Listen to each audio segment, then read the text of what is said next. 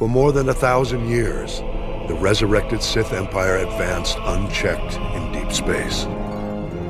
All the while, we Jedi believed the Sith were extinct. Though several self-proclaimed Sith Lords challenged the Republic, they were all fallen Jedi, not true Sith. The true Sith were the biological descendants of the ancient red-skinned race native to Korriban. The true Sith were extinct, except those who fled into exile 900 years ago. The success of their reincarnated civilization is testimony to the dark genius of the Sith Emperor. But the dedication of the Imperial people must be acknowledged as well. In our brief glimpses into the Empire's secret history, one name stands out: Grand Moff Odile Viken, the founder of the modern Imperial military.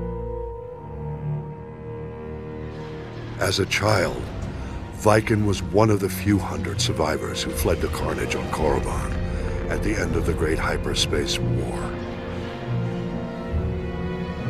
To escape their enemies, the Emperor led a small fleet of Sith ships in a hyperspace jump into uncharted regions.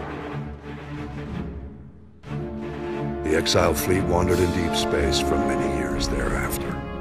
During this time, Viken learned navigation and became one of the fleet's most respected pilots. The survivors finally settled on the jungle world of Dromund Kaas. There, the Emperor revealed his vision to build a new civilization of unrivaled efficiency. And he promised his people vengeance. He promised them an empire destined to dominate the galaxy. An empire destined to bring about the Republic's destruction. The Emperor's role in Reconstruction was as visionary alone. He said to have withdrawn into isolation and left the logistics to a newly formed Dark Council, and to loyal Imperial leaders like Odile Viken. While the Dark Council debated long-term plans in the Sith power structure, the young Viken took on the monumental task of establishing order. Viken drafted every non-Force user of age into the new Imperial military. He then developed the Imperial Military Training Regimen that remains to this day. With his army well-trained, Viken led a campaign to carve a footprint into the wilderness of Dromund Kaas, to create room for the Empire's new capital to flourish. Records suggest that during the campaign, he personally slew a rabid Tyrantatek on the site where the Imperial Citadel stands today. After establishing the Empire's dominion on Dromund Kaas, Viken turned his attention to constructing a new Imperial Navy. Dividing his troops between engineering, mining, and manufacturing, he laid the groundwork for an ambitious plan: the creation of the Imperial Armada.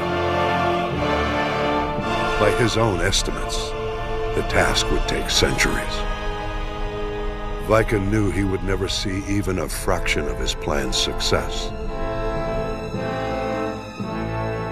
Nonetheless, he garnered the support of the Dark Council and started the work.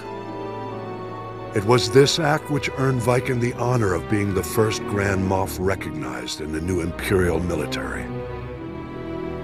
Grand Moff Viken was eventually killed during an Imperial campaign to conquer an alien system in deep space. He died in battle on the bridge of a prototype Star Destroyer, a fitting end to the first Imperial Grand Moff.